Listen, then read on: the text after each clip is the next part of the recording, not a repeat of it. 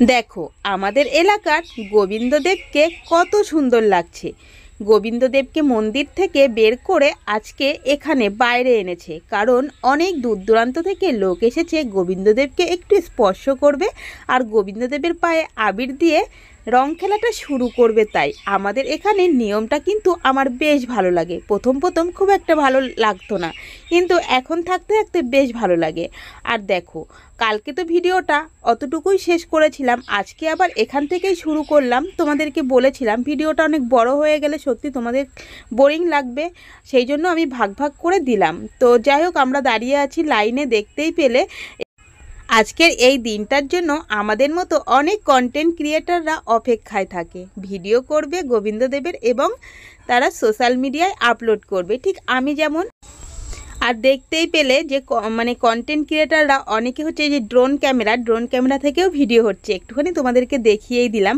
আর দেখো লাইনটা কত লম্বা ছিল, অনেকটা এগিয়ে এসেছি, সেটাই তোমাদের সাথে শেয়ার করছি। আর শাশুড়ি মা কিন্তু আমাদের সাথে একদম আসেনি, সে তো তোমাদেরকে দেখালাম। মা অনেকটা পরে এসেছিলো। এইবার আমি মাকে বললাম আমার পেছনেই দাঁড়িয়ে পড়ো। মা বলছে অন্য মানে পেছনের লোকেরা কিছু বলবে না। আমি কেন বলবে, তুমি আমার শাশুড়ি মা, আমি তোমার জন্য লাইন দিতেই পারি। তো সেজন্য মাকে আমাদের পিছনে দাঁড় করিয়ে নিলাম। তো দেখতে পেলে ড্রোন ক্যামেরা দিয়ে কত সুন্দর ভিডিও করছে, সবাই দেখছে। আর আমি তো আমার হাত মানে মোবাইল ফোন থেকেই ক্যামেরা করছি, যতটা ক্যাপচার করতে পারছি ততটাই তোমাদের শেয়ার করছি।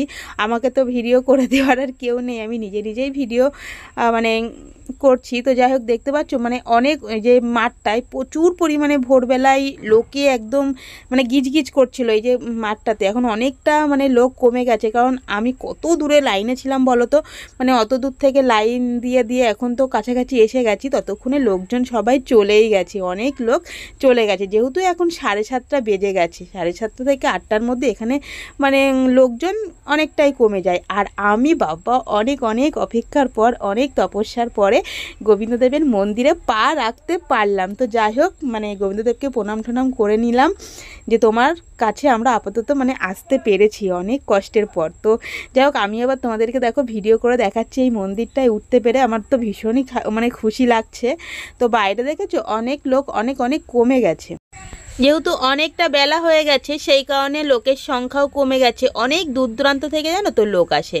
তো যাই হোক, আমি দেখো আবিরটা তোমাদেরকে দেখিয়ে নিলাম, আবিরের প্যাকেট সমস্ত কিছু হাতের কাছে রেডি করে নিয়েছি, কারণ এইখানে বেশিক্ষণ দাঁড়াতে দেবে না, বলবে তাড়াতাড়ি জলদি বেশিক্ষণ এখানে থাকা যাবে না, এরকম করবে।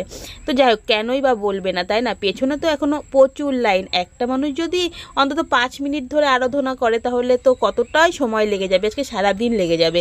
তো যাই হোক, সেই জন্য একটু তাড়াতাড়িই বলে। আর আমি এখানে চলে এসেছি, তো আমি দেখো ভিডিও করছি, যতটা পারছি তোমাদেরকে দেখানোর চেষ্টা করছি। তো চলো সামনেটাও তোমাদের সাথে শেয়ার করব। এই দেখো, দেখেছো অবশেষে আমাদের গোবিন্দদেবকে আমরা দর্শন পেয়েই গেলাম, তোমাদের সাথেও একটু শেয়ার করছি, আমি দর্শন করেই নাও। তো আমাদের এই গোবিন্দদেব খুব জাগ্রত, জানো তো, ভীষণ জাগ্রত গোবিন্দদেব। আমরা মনে মনে গোবিন্দদেবের কাছে যা চাই সেটাই পাই। আর আমাদের এই এলাকাতে সত্যি কথা বলতে কখনো কোনো বিপদ আপদ কিন্তু থাকতে পারে না।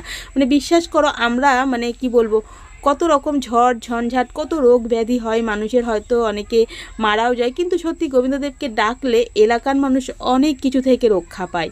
আমি বিয়ে হওয়া থেকে এখানে দেখে আসি বা মানুষের বিশ্বাস সেটা দেখছি।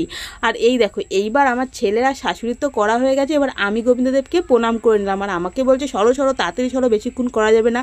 আমি বলছি যতই বলতে থাকুক না কেন, আমি একটা বছর পর পেয়েছি, অত সহজে ছাড়ছি না। তো যাই হোক, আমি একটুখানি বেশিক্ষণ ধরেই মানে গোবিন্দদেবের পাটা জড়িয়ে ধরেছি। আর আমার ছেলেকে বললাম একটু ক্যামেরা করে দে, ও ক্যামেরা করছিল, পিছন দিক থেকে ওকে বার করে দিল, যা তো হয়ে গেছে, চলে যা, ভিডিও করা যাবে না, এরকম বলে ওকে নিচে নামিয়ে দিয়েছে। ছোট মানুষ তো, ওর জন্য ওকে বের করে দিয়েছে। তো তারপরে দেখো বাড়ি চলে আসবো, আসার সময় যে কি কিনবো কি খাবে মা বলছে। তো তার যাই হোক, দেখতেই পেলে জিলেপি টিলেপি কিনে নিয়ে এবার বাড়িতে চলে এসেছি। আসার পরে সবার আগে যে কাজটা করি, আমরা গোবিন্দদেব মন্দির থেকে মানে গোবিন্দদেবকে আবির মাখিয়ে তারপরে আমরা বাড়িতে এসে সবার আগে আমাদের ঘরের ঠাকুরকে আবির দিই পায়ে, আর ঠাকুরের পায়েও ঠাকুরের মুখেও একটু লাগিয়ে দিই। ঠাকুরের সাথে ফার্স্ট আমরা আবিরটা খেলি যাকে বলে। তো প্রথমে শাশুড়ি মা করছে, তারপরে আমি করব। তো দেখতেই পাচ্ছ, এবার আমি হচ্ছে গিয়ে ঠাকুরের ভালো করে আবির ঠাবিরগুলো মাখিয়ে দিচ্ছি। বছরের একটা দিন সবাই তো আবির মাখে। আর তারপরে মা যখন ঘরে আর কি ঠাকুরের আবির দিচ্ছিল, আমি কিন্তু ততক্ষণের মধ্যে আমাদের তুলসী মন্দিরটাকেও আবির মাখিয়েছি। আর আমাদের যে পুষি আছে দেখেছো তো, পুষিকেও আবির মাখিয়েছি। আর এইবার আমি ঠাকুরকে বেশ মন প্রাণ দিয়ে দেখতেই পাচ্ছ আমাদের সিংহাসনে যতগুলো ঠাকুর আছে ততগুলো ঠাকুরকেই আমরা আবির মাখাচ্ছি। আর হ্যাঁ, এই মন্দিরের কথা তোমাদেরকে একটু বলি। এই মন্দিরে মানে অনেক দূর থেকে লোক আসে, অনেক কন্টেন্ট ক্রিয়েটাররাও আসে, ইউটিউবে সার্চ করলে অবশ্যই পাওয়া যাবে। আর আমি তো এই দিনের অপেক্ষায় থাকি, দেখো ভিডিও করি বলে যে অপেক্ষায় থাকবো সেটা কিন্তু একদমই নয়, কারণ আমার তো গোবিন্দদেবকে খুবই ভালো লাগে। আমি মানে কি বলবো, হরে কৃষ্ণ গান আমার সত্যিই প্রিয়। তো যাই হোক, এই গোবিন্দদেবের একটা দিনের আশায় কিন্তু আমাদের এই এলাকার অনেক লোক বসে থাকে। আর ভোর 3টে থেকে এত প্রচুর লাইন হয়, এত প্রচুর। আর সব থেকে তোমাদেরকে কালকের ভিডিওতে বলেছিলাম, যারা যারা আমার কালকের ভিডিও দেখোনি তারা কিন্তু এক্ষুনি গিয়ে দেখে এসো, সেখানে একটা দারুণ জিনিস শেয়ার করেছি যেটা আজকের ভিডিওতে নেই। তো যাই হোক, আমার ঠাকুর ঘরের কাজ কমপ্লিট হয়ে গেছে, বাইরে চলে এসেছি। এসে দেখছি পূর্বা, আখি সবাই রং মাখাতে এসেছে আমাকে। তো যাই হোক, আমি বলছি একটুখানি দেরি কর, আমি তো রং মাখবই, আমি তো আবির খেলবই, তোরা একটু দেরি কর, আমি বাড়ির গুরুজনদের আগে একটু রং দিয়ে প্রণাম করে নিই তারপরে। আর এখানে তো যে সোনাকে দেখতে পাচ্ছ, ভূত করেছে ওর বন্ধুরা, মানে ও রাস্তা থেকে বাড়ি আসতে আসতে। আর এই যে আমার পরম প্রিয় মানে স্বামী যাকে বলে, তো মানে সব থেকে প্রিয় মানুষ আমার, তাকে আমি সবার আগে দেখো আবির মাখাচ্ছি। সবার আগে মানে ওকে আমি করেছি জানো তো। তো করার পরে ভিডিওটা করা হয়নি, যেহেতু আমার ভিডিওতে আসতে চায় না, সেই জন্য ফার্স্টে ওকে আমি পায়ে আবির দিয়ে প্রণাম করে ঠরে নিয়েছিলাম, কিন্তু ভিডিও করার জন্য আবার ওকে বললাম একবার আসো না প্লিজ। তো যাই হোক, আজকে আমার কথাটা আর ফেললো না, সেই জন্য আজকে দাঁড়ালো। আর আমি ওকে দেখো ভালো করে আবির মাখিয়েছি। আর এমন সময় আমার শাশুড়ি মা ক্যামেরার সামনে এসে দাঁড়ালো, তোমরা দেখতেই পেলে না। আমাকে আরও একবার মানে লাল আবির কপালে দিয়ে বলছে, তোমাকে আরও একবার বিয়ে করে নিলাম আমি আরও একবার তোমাকে আবির দিয়ে সিঁদুর পরালাম। তো যাই হোক, আমরা দুইজন খুবই মানে আজকের দিন খুব মজা করেছি। আর এই যে আমার স্বামীকে তো একদম ভূত, বরমশাইকে, আর আমিও এরকমভাবে রয়েছি। এইবার দেখো চলে এসেছি শ্বশুর মশাইয়ের পায়ে আবির দিয়ে প্রণাম করতে, তোমরা দেখতেই পাচ্ছ।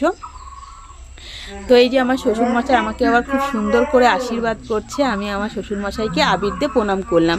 তারপরে এবার আমি একে একে শাশুড়ি মাকে, তারপরে ঠাকুমা শাশুড়ি, প্রত্যেকে, পাশের বাড়ির দাদু দিদা সবাইকেই আমি করলাম। তো যাই হোক, এইবার চলে এসেছে দেখো এই যে আমার ভাই, আমার ভাইয়ের বউ, তোমাদেরকে কালকের ভিডিওতে দেখিয়েছিলাম। তো ভাই বলেছিল বাড়ি ফিরলেই ও আসবে, আমি চলে এসেছি, ও চলে এসেছে। আসার পরে এই যে এত রং খেলা আমাদের বাড়িতেই হচ্ছে, দেখতে পাচ্ছ, মানে যত রং খেলা সব আমাদের উঠোনে। সত্যি কথা বলতে প্রত্যেকটা বছরই এরকম খুব মজা হয় জানো তো। এই দেখো এই চুলগুলো একদম এত সুন্দর, আমি বলছি এটা খুলে আমাকে দিবি, তো বাচ্চা মানুষ তো ও আর কিছু বলছে না, ও তো বুঝতে পারছে না যে আমি আর কি করে বলছি।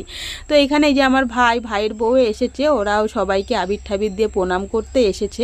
প্রত্যেক বছরই এটা হয়। তো যে দাদু বলছে একটুখানি দাও একটুখানি দাও, তো কেউ কি আর শোনে। তো আর দেখো পূর্বারানি ফরফরানি, তারপরে আমার ভাইয়ের বউরা চলে গেছে, এটা অনেকক্ষণ পরে। আমরা তো ছাদে এসেছি আমি আর পূর্বা রিলস বানানোর জন্য। তাড়াতাড়ি যারা যারা আমার মানে রিলস দেখোনি, রং খেলার রিলস, ঝটপট গিয়ে দেখে এসো। ইনস্টাগ্রামেও করেছি, ইউটিউবে, ফেসবুকে, সব জায়গায় করেছি, দেখে এসো। আর পূর্বা আমাকে বলছে বৌদি আজকে আমি মানে প্রাণ ভরে তোমাকে আমি রং মাখাবো। আমি ঠিক আছে মাখা। তো আমি চুপচাপ বসে আছি, ও আমাকে দেখেছো কোথাও মানে মুখের একটু ফাঁকা রাখছিল না, রং মাখাচ্ছিল। আমিও তো একদম সেই সাথে তো ওর মুখটা নিয়ে আমার মুখে ঘষে দিয়েছি। ও বলছে এটা কি হলো বৌদি। আর এই দেখো আমাদের এখানটার অবস্থাটা দেখো, বালতিতে রং গুলেছে, রং গুলে সবার গায়ে ওরা আর কি দিচ্ছে পিচকারি দিয়ে। এখন 11টার বেশি বেজে গেছে, সেই জন্য ওরা জলটা ইউজ করছে, তা না হলে এতক্ষণ আবিরই খেলছিল। তারপরে ছেলে দুটো মানে বাইকের ছেলে দুটো দাঁড়িয়ে বলছে জল দিস না আমাদেরকে আবির দে। আর এই দেখো আমার ছেলে দেখেছো বালতি ধরে উঁচু করেছে, বলছে বালতি ধরে ঢেলে দেবো। তো আজকের দিনটা বাচ্চারা খুবই মজা করবে। তবে হ্যাঁ, যারা রং খেলতে চায় না তাদেরকে আমি একটা কথাই বলবো, রং খেলার দিন ঘর থেকে বেরিও না। সে যেই হোক না কেন, তোমার রং খেলতে ভালো লাগে না বা মাখতে ভালো লাগে না, তবে রং খেলার দিন বাইরে বেরিও না। আর এই সব বাচ্চারা যখন রং দেবে তাদেরকে উল্টো পাল্টা কথা বলো না, কারণ রং খেলার দিন তো করবেই। আরে দেখো বাচ্চারা নিজেরা রং খেলা করছে, করতে করতে আবার মারামারিও করছে। তো বাচ্চাদের আর কি বলবো, বাচ্চা মানুষ তো, ওই জন্য এরকমই করে।